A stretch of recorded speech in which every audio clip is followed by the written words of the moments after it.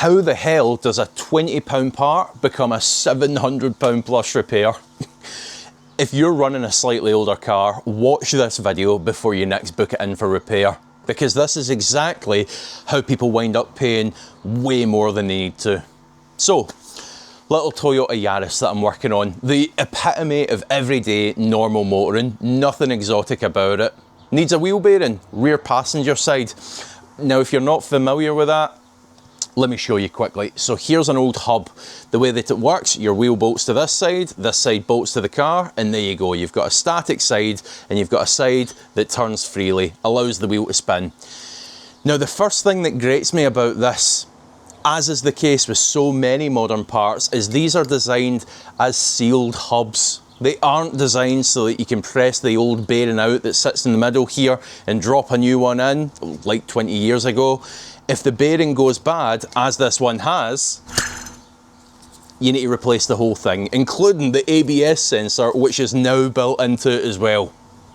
Anyway, it's the way that it is. So, to get an idea on cost, I call up a local supplier, one that I've used loads in the past, and they make decent parts. 12-month warranty, no qualms with using these guys whatsoever. It's coming in at about 50 quid with speedy delivery. I mean, if I could have replaced just the bearing, I'd probably be more like £15, but what are you going to do? I'm going to need to let that battle go. Before I place that order, I give my local Toyota garage a call, because this car is laid up. If they've got one sat on the shelf ready to go, even better. Of course, we're going to need to pay a premium, aren't we? We're going to need to pay the Toyota tax. Fine. I'm thinking to myself, you know what?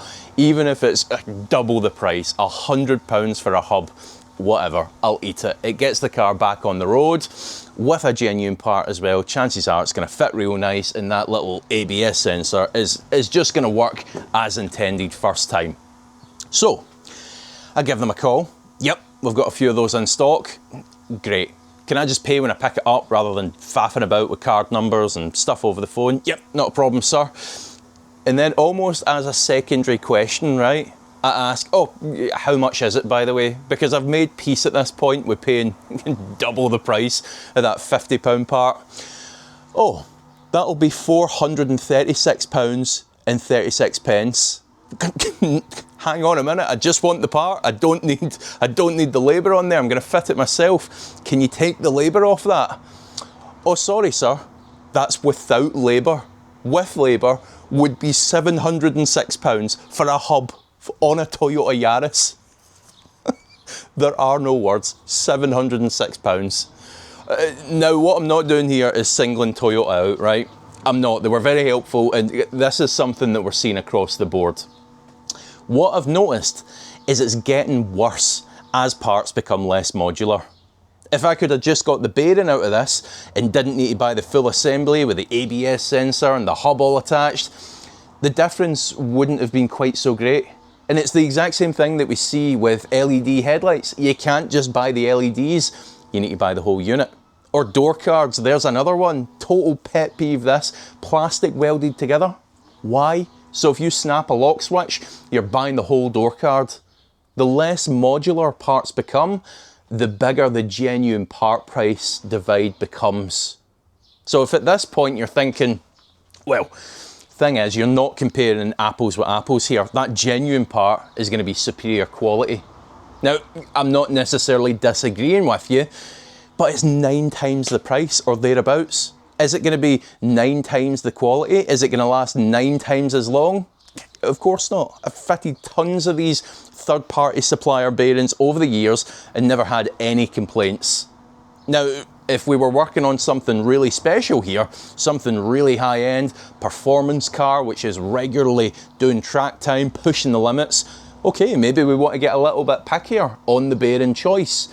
But to be driven to Asda by someone's gran, that part is not going to be stressed, believe me. So, here's where you need to be careful, because I made one other call. This time to a local garage out with the Toyota main dealer network. So I get this really friendly receptionist on the phone. He couldn't give me a quote over the phone, but he says he'll text me the quote. And he does. So it came in at £364 plus VAT to supply and fit a non-genuine hub. I mean, sounds way more reasonable, doesn't it? Less than half the cost of Toyota. But here's the thing, let's break it down, think about it. And this is the point that I'm making. We know we can pick a hub up for, what, 50 quid? Maybe even less for them. So hang on a minute there. That's leaving in excess of £310 for labour, which is more than Toyota quoted. They were £270, which, okay, is pretty extortionate, but that's main dealer rates for you. This job, it took me about 90 minutes, call it 2 hours with my obligatory tea break. So 160 or thereabouts pounds per hour. That quote that originally looked quite reasonable is also extortionate. Now I get it, garages, they need to make a profit, I'm not disputing that. What I'm saying here is you need to be shopping around nowadays. You need to ask questions like, are these genuine parts or are they aftermarket parts? Get an accurate breakdown of the quote if it's an expensive job. Because one thing that some garages will do, they need to account for what we used to refer to as faff time, fighting rusted bolts, getting seized parts off, the unforeseen hindrances that make a 1 hour job, a 2 hour job. We all face them. What some garages will do is they'll just build that into the labour. Customers are generally none the wiser because they don't know necessarily how much time it should take to change an alternator or fit a clutch or whatever that job happens to be. But what the best garages do, in my opinion, is they'll say up front, well, this is the quote, but if we hit seized parts, if those bolts snap or whatever the case happens to be, then it's going to be this much extra, rather than just lumping it into that original quote.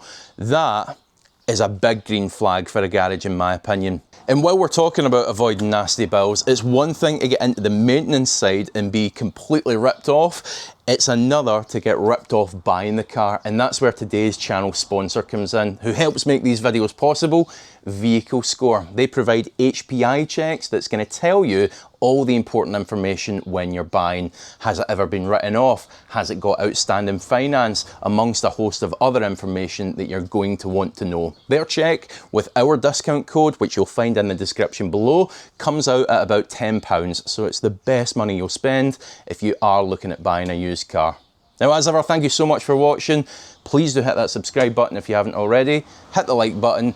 I'm going to go finish this Yaris, and I'll see you in a few days' time.